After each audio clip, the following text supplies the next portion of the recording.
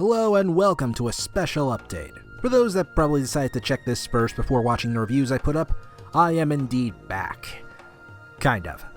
Part of the reason I came back was because of the inspiration from working on the DMC review, but the more important reason was finding, well, my new reason for doing these things. Basically not only trying to improve myself and exploring new games, which was one of the goals in the first place, but hopefully convincing people to check out certain series like Shin Megami Tensei. Which yes, expect more of those videos.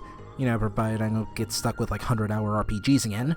However, my financial situation hasn't improved all that much, and neither is my real job, so I gotta lay out some ground rules for the future, so I don't dive off the deep end again. Firstly, I'm not covering brand new games anymore. I feel that should be obvious given how long it took me to cover Persona 5 and how I abandoned quick reviews, but I feel it should be restated. Recent trends in gaming like with Dragon Quest XI and Final Fantasy XV had shown me that buying the base game is pretty much worthless when they are just going to add more stuff or cut out stuff from the original to add it later. So from now on, when any game comes out, I'm giving it about a year or two to settle in before I actually play it myself. The only exceptions are remasters, since there's not really much else that can be added after that point. Yet, I wouldn't be surprised if that's another trend that gets popular. At best, I might form an opinion piece on the game, but that's about it, and only if I'm really interested enough. This also has to do with microtransactions and excessive DLC, such as in Devil May Cry 5 and Senran Kagura, as I am sick to death of such practices and will not bother to support any game that possesses a large amount of these. Even if in DMC 5 gaining red orbs isn't really that much of a challenge, the fact is you still put it in there. You still wanted money, Capcom. I'm not supporting that. Plus with game re-releases, it's possible a story or certain characters can change, so my video on Akechi could certainly be rendered useless. This is already true with content in Persona Q2 and even the anime, which have added scenes to help Akechi's character.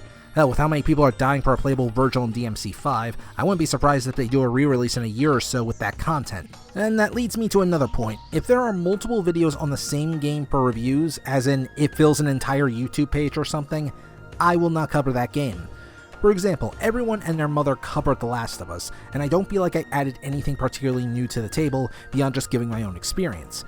Some might say that is enough, which is why I will make exceptions for games I really want to do, like Chrono Trigger, though only because that's just part one of a series of videos I want to do, as long as my consoles don't break anyway. This way I don't want to feel pressure about making videos on certain games unless inspiration hits me. So, sorry Kingdom Hearts fans, but don't expect a lot of videos on that subject, unless maybe it's a top 10. Give me some time, I got some other games to beat. Also, as you see with the Shadow Hearts from the New World review, the full reviews are coming back, though with some exceptions obviously. Next is the Patreon, which I admit, half the time I have no idea what I am doing.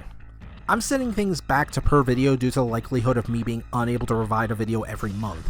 However, I believe I may need some help regarding the tiers and would look some feedback as to what you would want in those tiers and what price would be a fair trade-off. The current prices were already made when comparing what other people do.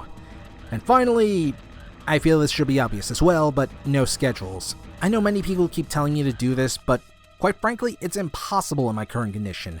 I have maybe about 2 hours of free time every day, and that has to be broken up between either getting footage or recording things. And that's only if I'm in the mood. My mental state isn't exactly perfect at the moment, leaving me with days where I just want to simply not work.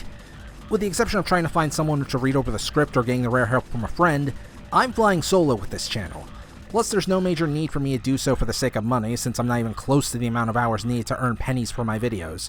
As for the Twitch channel, for now I decided to do it at my own pace. With my current environment of pets, living with the folks, etc., I don't think I can provide enough entertainment. That and the constant stress my job gives me where I want to punch a hole into a wall. So, yeah, let's try and keep the stress down at least a little bit. But there you go, everything you need to know about my return and the future of this channel. Thank you for watching, and I'll catch you all next time on the long-awaited review of Shadow Hearts from the New World. Oh, and DMC, I guess.